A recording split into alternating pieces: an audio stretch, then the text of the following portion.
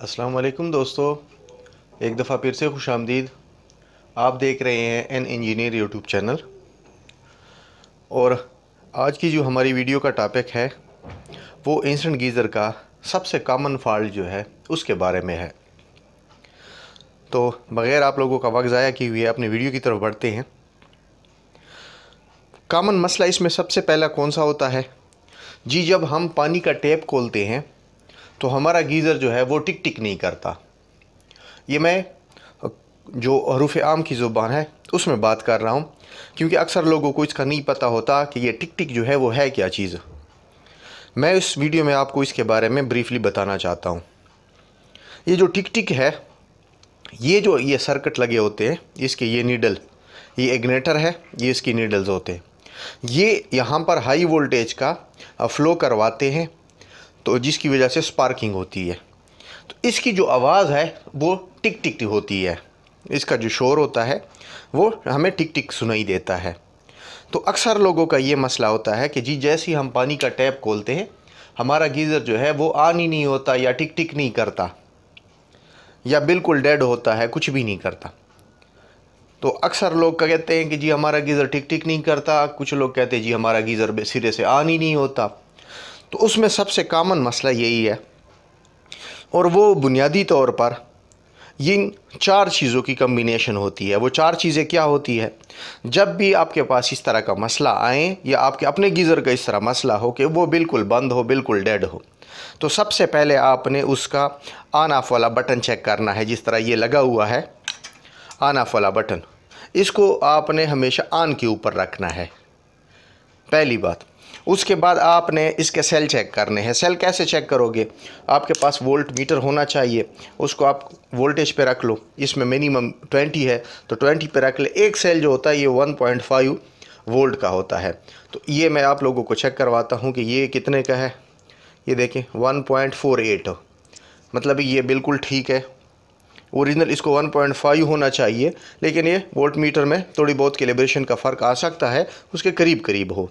ये दूसरा देखें, ये बिल्कुल 1.50 है। तो ये है, सबसे पहले आपने इनको चेक करना है, सेलों को चेक करने के बाद दूसरे नंबर पर इस डिब्बी की बात आती है, या सेल बॉक्स की। ये मेरे पास एक दूसरी पड़ी हुई है, मैं वो आपको दिखाना चाहता हूँ। सेल डब्बी में ये मसला होता है कि इस पॉइंट पे या इस पॉइंट पे या इस पॉइंट पे कभी कभी कोलिजन आ जाती है, या अंदर वाली पतरियों पे। एक तो आपने हाथ की मदद से, अगर पुराना है तो हाथ की मदद से इसकी पतरियों को थोड़ा सीधा करना है, क्योंकि सेल पड़े पड़े इसकी जो लचक होती है वो ख़त्म हो जाती है, वो बैंड हो जाती है, इसके सिरे के साथ टकराते नहीं है। ये कॉमन मसला मैं बता रहा हूँ। तो इसको ज़रा उंगली की मदद से सीधा कर ले, या कोई पेचकस वगैरह डाल के, पहली बात। उसके बाद इसका अगर कोई जंग वगैरह है तो वो WD-40 या कोई और मटीरियल मार के उसकी जंग को निकालना चाहिए किसी भी तरीके से, थिनर मारकर, पेट्रोल से, बुरश से, किसी भी तरीके से इसको साफ़ करना चाहिए। अगर बहुत ज़्यादा है तो फिर ये डब्बी चेंज करा दें। ये उसके बाद सेल उसमें डालने। सेल कैसे डालोगे? अक्सर लोगों को ये भी नहीं पता होता कि सेल कैसे डालते हैं। यहाँ पर देखें, इसके ऊपर अक्सर निशान भी बने होते हैं। ये पॉजिटिव बना हुआ है, ये नेगेटिव बना हुआ है। या हरूफ आम में ये जो स्प्रिंग लगी होती है ये इसके बैक साइड पे आती है, इस जगह पे, इस पे आती है। इसका ये जो फ्रंट लगा हुआ है ये इस जगह पे आती है। तो अब दो सेल है, एक इसके सामने इस तरह का डालोगे और इस स्प्रिंग के सामने इस तरह का डालोगे। ये तो हो गई बात।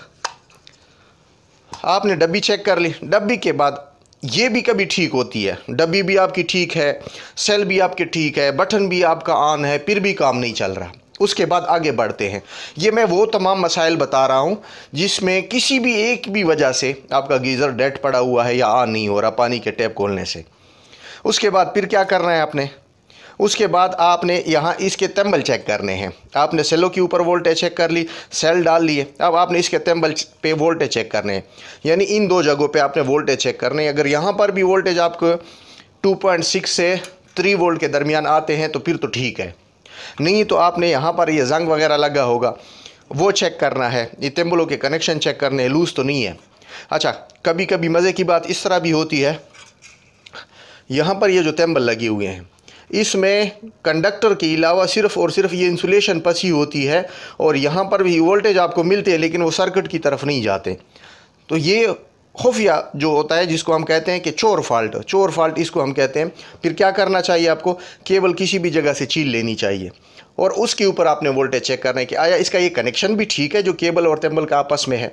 ये कभी कंपनी में जल्दी के साथ या कोई दूसरा बंदा लगा लेता है या कोई रेशे उसके टूट जाते हैं, तो ये बहुत कम रायर केस होता है ये। तो ये यहाँ पर आपने इसके वोल्टेज चेक करने हैं। हमेशा तेम्बल लगाते वक्त ये भी आपको याद रखिए कि ये वाला डब्बी का ये वाला सिरा जो फर्स्ट आता है ये पॉजिटिव होता है, इसमें अक्सर रेड कलर लगा होता है या येलो, दूसरा जो है वो ब्लैक होता है या इस तरह जिस तरह ये वाइट लगा हुआ है। तो ये सेल होगी। आपने अगर यहाँ पर इसको छील कर वोल्टेज चेक कर रही है, वोल्टेज आपके ठीक हो गए, ये पोर्शन तो आपका ख़त्म। दूसरा आपने क्या करना है, सबसे पहले बग़ैर किसी सोचे समझे, यहाँ पर कुछ गीज़रों में यहाँ पर लगा होता है ये हीट सेंसर, अक्सर में यहाँ पर लगा होता है हीट एक्सचेंजर के साथ, ये हीट सेंसर होता है। जब आपके पानी का टेम्परेचर ज़्यादा हो जाता है तो ये इस गीज़र को बचाता है। कितना ज़्यादा, जब 70 से 75 के दरमियान टेम्परेचर पहुंच जाता है तो ये कट ऑफ करवा देता है गीज़र को। आपने इसके कनेक्शन जो है ये उसकी केबल गई होती है, आपने इसको निकाल कर, इसमें तेम्बल लगे होते हैं, तेम्बल निकाल कर इनके दोनों केबलों को छील कर इस तरह के कनेक्शन करने हैं। ये तकरीबन 70% इस हीट सेंसर का मसला होता है, या तेम्बल लूज़ हो जाते हैं या कोरिजन आ जाती है या ये टांके निकल जाते हैं। आपने इससे बिल्कुल हटा के इसकी केबलों को डायरेक्ट कर देना है। अब आप आ जाएं, मैं आपको चेक भी करवाता हूँ कि करना किस तरह है। ये इसमें मैं सेल डाल रहा हूँ,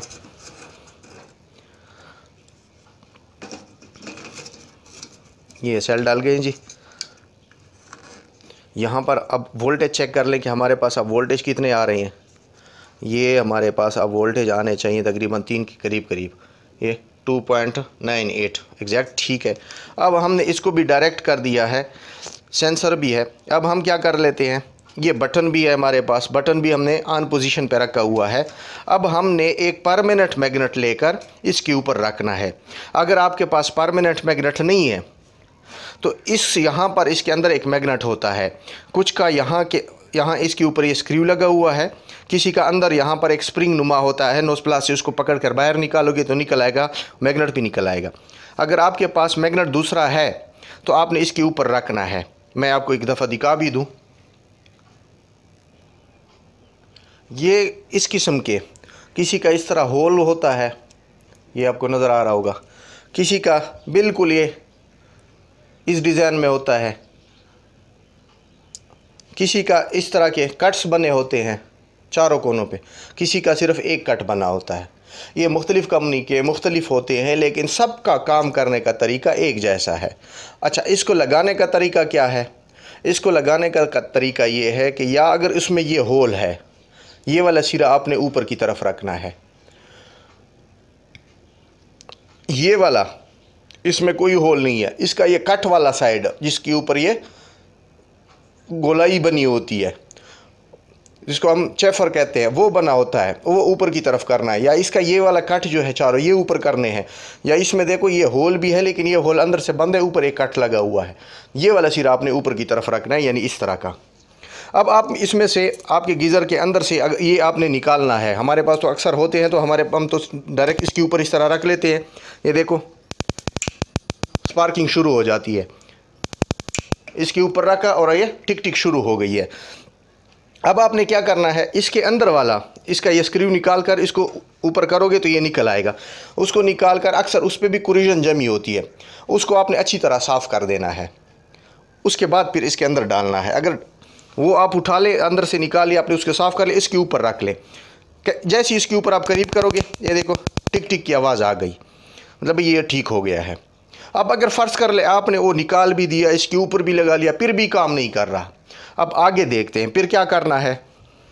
दोबारा देख लें तरतीब, आपने बटन भी ऑन रख दिया, उसके बाद सेल चेक कर लिए, उसके बाद वोल्टेज चेक कर लिए, ठीक आ रहे थे। उसके बाद आपने हीट सेंसर की केबलें खोल कर डायरेक्ट कर ली, उसके बाद भी आपका गीज़र नहीं चल रहा। फिर आपने मैग्नेट निकाला, साफ़ कर लिया, इसके ऊपर रखा, आपका गीज़र फिर भी नहीं चला। उसके बाद फिर आपने क्या करना है, इसका ये वाला जैक निकाल देना है, जो सेंसर का जैक होता है, ये जैक आपने निकाल देना है। जैक निकाल दिया। अब आपके पास ये 2 पिन नज़र आ रही है, ये मेल पिन, इसको आपने किसी भी टेस्टर की मदद से शॉर्ट कर देना है। ये देखें, अब ये मैंने बाईपास कर दिया। बाईपास से मतलब ये है कि इसको मैं मैनुअली खुद चलाने के चक्कर में हूँ। अब मुझे क्या पता चल रहा है, ये देखो ये ऑन हो गया, इसके इग्निटर आ गए हैं। इसका मतलब ये हुआ कि अगर आपका यहाँ से नहीं चल रहा था तो अब आपने डायरेक्ट कर लिया, यहाँ से चलने लगा, आपका मतलब ये आपके सेंसर में मसला है। सेंसर को कैसे चेक करेंगे? ऊपर आई कार्ड पे नज़र आ रहा है मेरी दूसरी वीडियो में, जिसको हम ये सेंसर जो है इसको हम कैसे चेक करते हैं। इसमें मैंने बताया भी है कि उसकी किस्में कितनी है।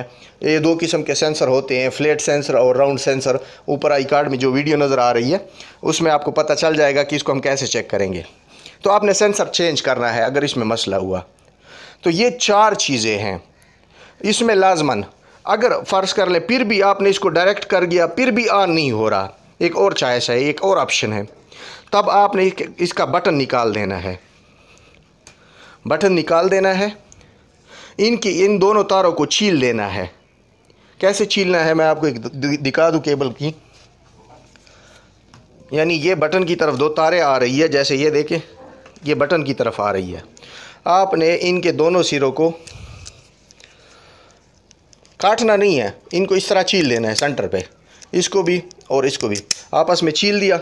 इनको आपस में डायरेक्ट कर देना है, जिस तरह हम कहते हैं बाईपास करना या शॉर्ट कर देना। ये देखें इन दोनों तारों को आपने यहाँ से शॉर्ट कर देना है। अब आपने इसको मैनुअली चेक कर लेना है। मैनुअली चेक करोगे आपके वोल्टेज ठीक होंगे। तो लाजमी बात है, अगर आपके वोल्टेज ठीक आ रहे हैं, आपने सारी चीज़ों को, बटन को, सेंसर को और हीट सेंसर को बाईपास कर दिया, यहाँ आपने इसको चेक कर दिया, अब ये ऑन हो गया है, तो इसका मतलब ये है कि अब आपका बटन ख़राब था, आपने बटन भी चेंज करना है। ये भी एक ऑप्शन होती है, ये भी एक केस होता है। अब आपका सर्किट काम करने लगा। स्टार्टिंग का ये प्रॉब्लम होता है, जब आपका गीज़र स्टार्ट नहीं हो रहा उसका ये प्रॉब्लम है। अगर आपने फिर भी ये सारी चीज़ें चेक कर ली है फिर भी काम नहीं कर रहा, आप इसके लाइटर के ये केबलें चेक कर लें। ये केबलें तो कहीं निकली हुई नहीं है, इसके ऊपर स्केलिंग वगैरह आ जाती है, उसको साफ़ करके देख लें। उसका ये अर्थ वाली केबल देख लें, यहाँ पर जो लगी होती है कि ये भी लगी हुई है। अगर ये सारी चीज़ें फिर भी ठीक है तो फिर आपकी ये सर्किट ख़राब है, ये डब्बी ख़राब है। लेकिन 90% जो चांसेस होते हैं वो इसी के होते हैं, 70% इसके होते हैं, बाकी 20% सेलों के होते हैं, सेंसर के होते हैं या बटन के होते हैं। ज़्यादातर ऑप्शन हमने यही देखा है। ये मैंने आपको इसको भी चेक करने का तरीका आपको आई कार्ड पे नज़र आ रहा होगा कि इसको हम कैसे चेक करेंगे। बहरहाल शॉर्ट में आपको मैंने बता दिया कि हम इसको इस तरीके से चेक कर सकते हैं। दोबारा एक दफ़ा रिव्यू उसका कर लेते हैं। सबसे पहले सेल, उसके बाद बटन, उसके बाद उसके वोल्टेज। अगर वोल्टेज ठीक आ रहे हैं तो फिर सेंसर को डायरेक्ट बाईपास भी करके चेक कर लें, तो फिर हमें पता चल जाएगा कि इसमें मसला क्या है। उम्मीद है कि इस वीडियो में आपने बहुत कुछ सीखा होगा। अगर फिर भी किसी पॉइंट पे आपको समझ ना आई हो तो आप कमेंट्स बॉक्स में पूछ सकते हैं। व्हाट्सएप नंबर स्क्रीन पे नज़र आ रहा है, उस पर अपना वॉइस मेल भेज सकते हैं। उससे अच्छी बात यह है कि आप अपने मोबाइल से अपने गीज़र की वीडियो बनाकर हमें सेंड कर लें, उसका इस तरह ढकना हटाकर, तो तब भी हम आपको अपनी राय दे सकेंगे। अक्सर लोग हमें फ़ोन पे रब्ता करते हैं, फ़ोन पे जब भी हम फारिग होंगे हम फ़ोन पिक भी कर लेते हैं और मतलब रब्ता भी कर लेते हैं, लेकिन कभी कभी मसरूफियत होती है। तो मेहरबानी करके वॉइस मेल भेजा करें, वॉइस मैसेज किया करें या अपना वीडियो भेजा करें। रिप्लाई हम बहरहाल फिर भी देते रहते हैं। अब इजाज़त चाहेंगे, मिलते हैं किसी नेक्स्ट वीडियो में। अपना और अपने प्यारों का ख्याल रखिए। खुदा हाफिज़।